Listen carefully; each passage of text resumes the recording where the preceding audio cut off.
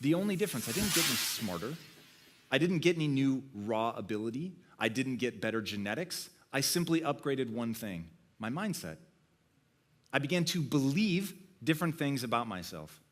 At this point in my life, it was such a dark period. I started reading about the brain, and I wanted to understand what the nature of the mind was. And at the time, this is the late 90s when I first started reading about it, at the time, it was hotly debated as to whether or not you could learn new tricks, right? Can an old dog learn new tricks? And people were saying, nope, you're born with the number of neurons that you're born with, and that's it. Every time you have a beer, you're knocking 10,000 out, and it's just a steady decline until you slide into the grave.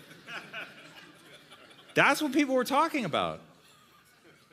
And then there was another group of people that said, no, actually you're forming new neurons every day. There's this whole thing called brain plasticity. Your brain will actually rewire based on your own thoughts. Give it up to that. A man named Norman Doidge wrote a book called The Brain That Heals Itself. Think about this organ for a second. The organ itself, by thinking, can actually change its physical structure.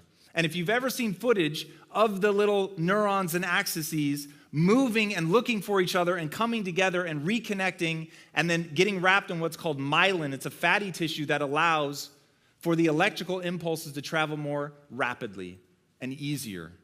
And because the brain is desperate for caloric efficiency, it always does that which is easiest. The thing that becomes easiest is the thing you repeat. So if you repeat to yourself that you're no good, that you're worse than other people, that you'll never be able to do it, then that's going to be what becomes easy for you to think. That's how the brain works. That's why if you practice something, you get better at it. Now, most people practice thinking really lame stuff about themselves. They think negative stuff all day long. They focus on their failures. They focus on the things that they didn't do well. And so that's what hardwires. They focus on all the ways that it could go wrong. I always tell people, stop rehearsing the failure and stop rehearsing it under the guise of, I just want to be ready. I want to have a backup plan. Well, the problem is what you're going through over and over and over is how things are going to go wrong. It is far better for you to put your energy into how to make sure that they go right.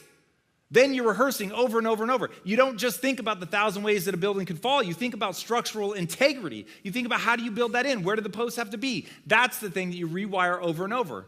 So I have a dream. Okay, fantastic. I have one question. What skills does your dream require you to obtain? Now you know what to do. Now you know how to spend your time. So even though it was this hotly debated thing, I decided I was going to believe in brain plasticity. Why? Welcome to one of the most important rules in my life. I chose to believe it not because I knew it was true. I chose to believe it because it was empowering.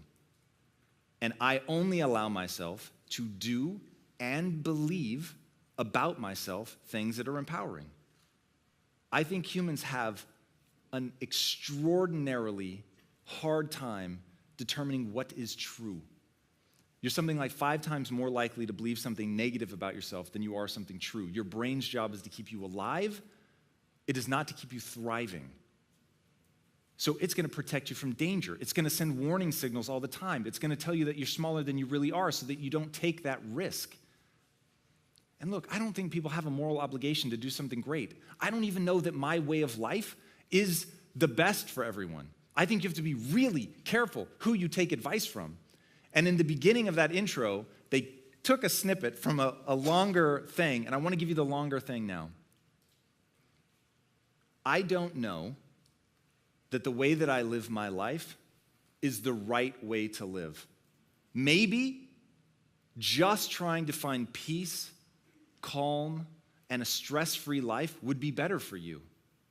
All I know is, if you want to be great, if you want to play on a world stage, I'm your man. And let me tell you what I've learned. You're going to pay an extraordinary price to become the person that you want to become. And it starts with having the dream, because you have to have clarity. You've got to know what you want. And I find that a lot of people fall down on this. They don't know what they want. They have some general sense. They'll say things like this, Tom, I know exactly what I want, man. I want to help people. Fantastic. In what way? How are you going to help them? How are you going to measure your success? There are so many ways to help people, and your job is to get really extraordinary at one of them. To me,